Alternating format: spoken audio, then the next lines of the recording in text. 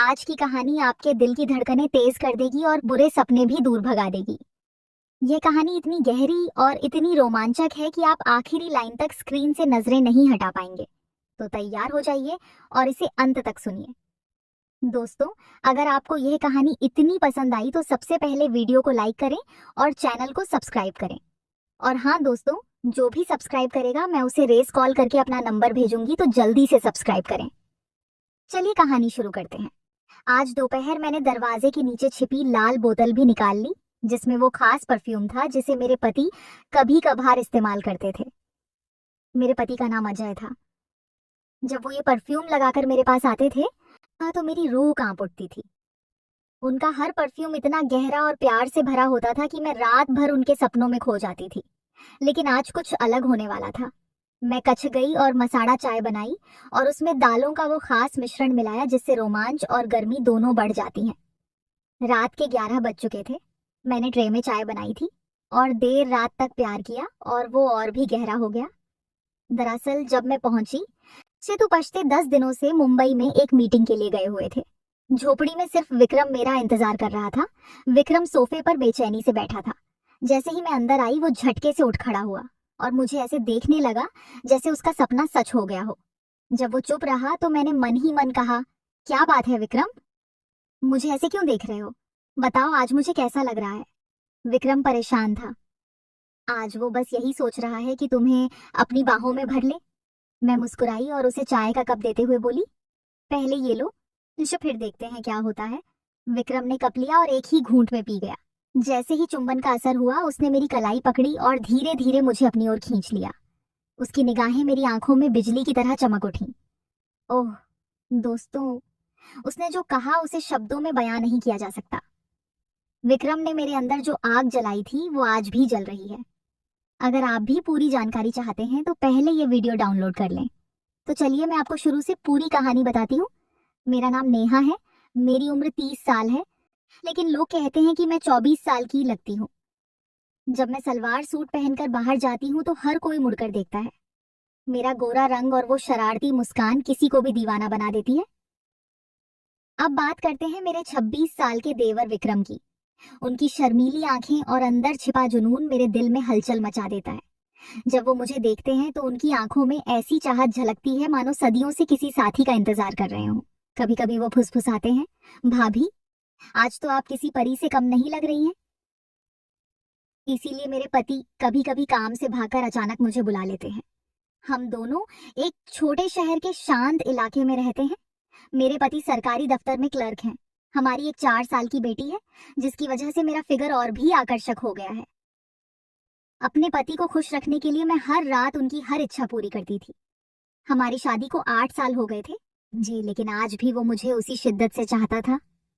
उसका हर स्पर्श ऐसा था मानो वो मेरे हर अंग को नई जिंदगी दे रहा हो। मैं हमेशा खुद का चेहरा हमेशा साफ सुथरा और खुशबूदार रहता था। दोस्तों, अगर आप अपने दिल की गहराई जानना चाहते हैं तो इस वीडियो को लाइक करें, चैनल को सब्सक्राइब करें और जो भी सब्सक्राइब करेगा मैं उसे अपना खास राज बताऊंगी। कुछ महीने पहले जो हुआ, उससे सब कुछ उलट पुलट हो गया। शाम को अजय दफ्तर से घर लौट रहा था।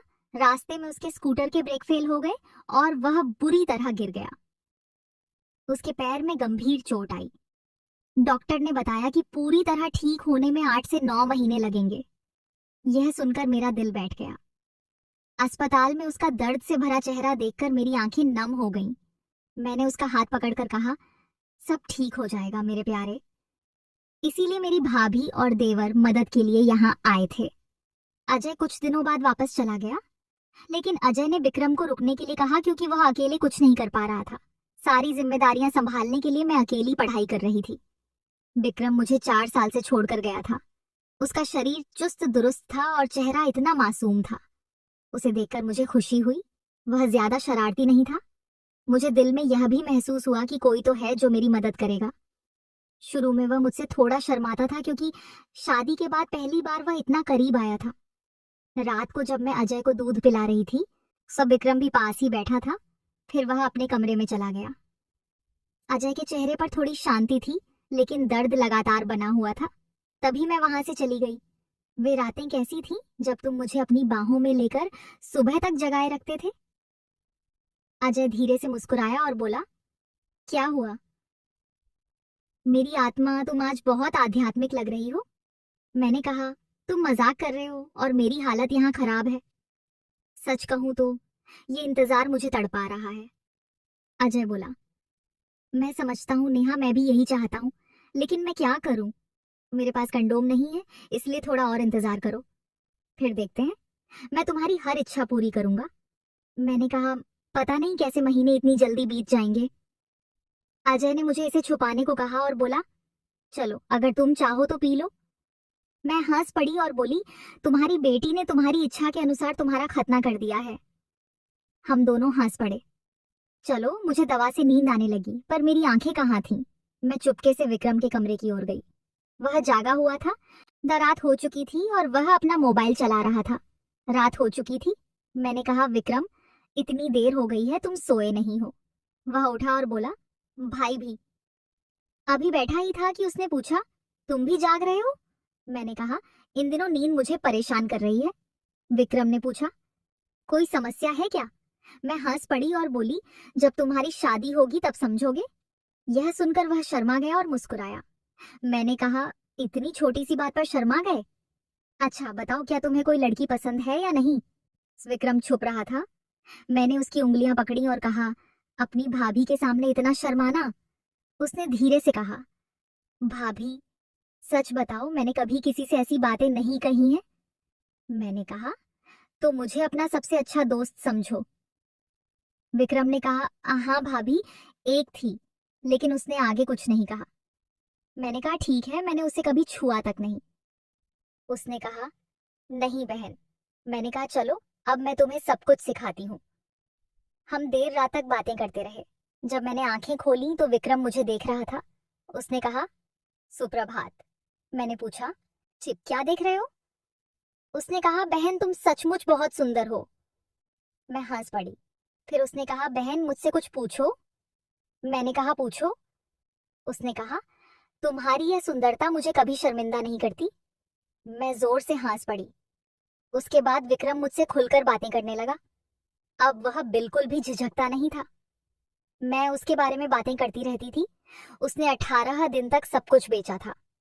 वह घर के सारे छोटे बड़े काम करता था, बाजार जाता था, अझा का ख्याल रखता था, मुझे मासिक धर्म में मदद करता था, शाम को मेरे पैर दबाता था। मेरी बेचैनी मेरे शरीर और मन पर हावी हो रही थी। अझा अभी भी बिस्तर पर थी। मैंने सोचा कि अब विक्रम ही मेरी शांति है। मोहल्ले के कुछ लड़के मुझे ताने मारते थे, लेकिन मैंने सबकी अनदेखी कर दी, क्योंकि घर की इज्जत दांव पर लगी थी। विक्रम मुझे पीटना चाहता था। मैंने ठान लिया कि आज मैं विक्रम से सब कुछ छीन लूंगी। मैं रसोई में गई। किसका हाथ था? बेटी मामा के साथ थी। घर में सिर्फ अझा और विक्रम थे। विक्रम नहा कर आया, मुझे देखकर रुक गया और बोला, माफ करना बहन, अब मैं बाहर जा रहा हूँ। मैंने कहा, अरे अंदर आ जाओ, कोई बात नहीं। वह हिचकिचा रहा था। मैंने कहा, तुम ऐसे क्यों घूम रहे हो?